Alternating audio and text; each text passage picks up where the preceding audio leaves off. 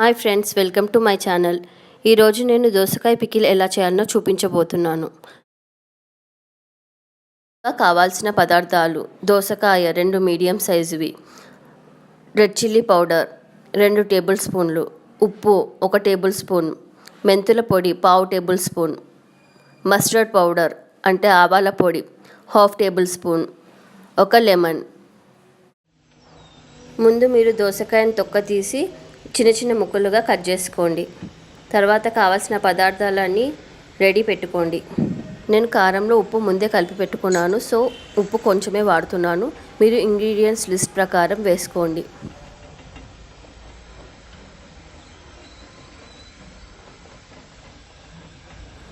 ఇప్పుడు ఒక్కొక్కటిగా అన్ని పదార్థాలు దోసకాయ ముక్కల్లో కలపండి. ముందుగా నేను కారం వేస్తున్నాను.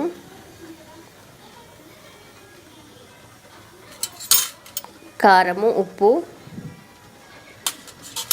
ఆవపొడి, ఇంకా మెంతుల పొడి వేసి బాగా కలపండి.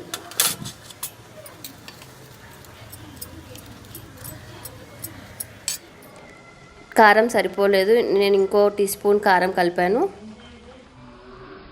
ఇప్పుడు పోపు కలుపుకోండి. జీలకర్ర మరియు ఆవాలు. మీరు నిల్వ ఉంచుకోవడానికి అయితే పోపు చల్లారాక కలుపుకోండి.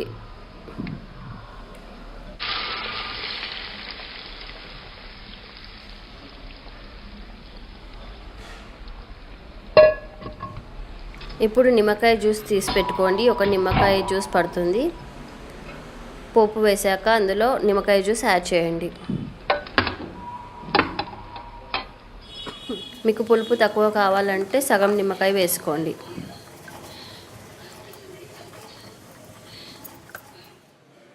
అంతే, రుచికరమైన దోసకాయ పికిల్ రెడీ.